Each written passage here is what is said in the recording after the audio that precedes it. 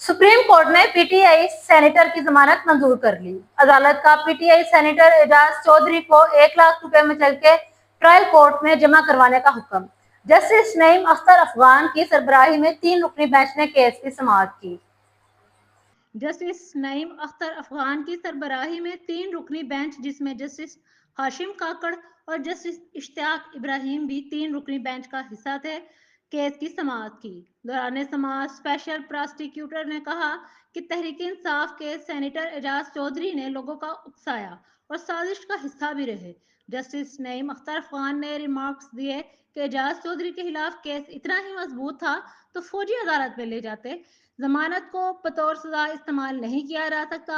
एजाज चौधरी के वकील ने अदालत को बताया कि एजाज चौधरी 11 मई 2023 से गिरफ्तार है। बाद अदालत ने दलाइल के बाद पीटीआई सेनेटर एजाज चौधरी के 1 लाख रुपए मुचलकों के एवज जमानत कर दी।